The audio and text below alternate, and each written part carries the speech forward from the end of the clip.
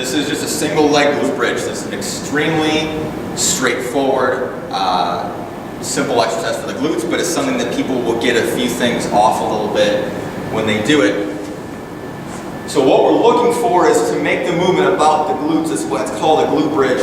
So what you want, the leg that we're going to work is going to be this left leg here. So I want my foot either flat on the floor with my leg bent at like 45 degrees or so, or I want to actually be up on my heel. If you have a tendency to press through your toes, take that tendency out of it by just picking the toes up so you can only push through the heel. But you can leave the foot flat, you just have to make sure that either way the pressure goes into your heel.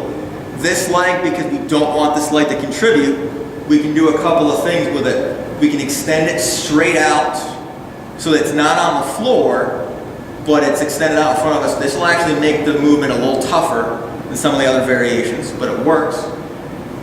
So my head is back, I drive my heel down, and I bring my hips up just high enough that I can flex my glutes. Okay, if you look at my abs are actually tight. So I'm not coming up to throw my belly up in the air, because then that adds workload to my lower back and it takes away from my glutes. So I should be able to keep my abs and my glutes tensed up together, so the range of motion is not very big. Okay, this is full contraction hitting my glutes.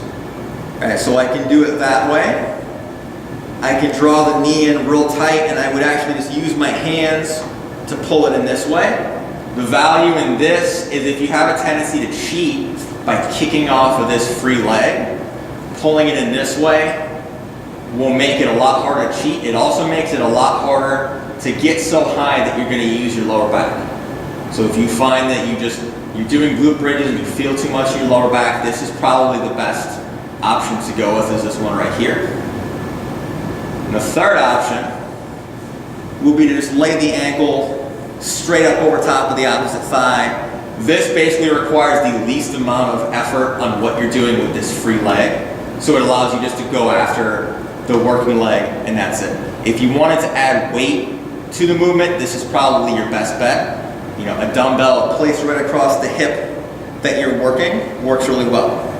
So again, just drive the hip or the heel down, come up, squeeze your glute, and then right back down. So if I was holding a dumbbell, I would hold it over this left hip as I'm working through my movement. I don't have to think about what this leg is doing. I can just hammer the exercise. Either way, when your hips drop, you don't want to completely rest on the floor. You still want to have some pressure into your heel, so there is still some active tension here on this glute. Works, you know, glute bridges, stuff like this tends to work a bit better with a more moderate rep range. Don't go extremely heavy on single leg stuff. You're going to be loading it with a dumbbell, so you don't want to get carried away on how much weight you're going to put on there. Moderate to higher reps, 8 to 20, that sort of stuff tends to work pretty well. So there you go.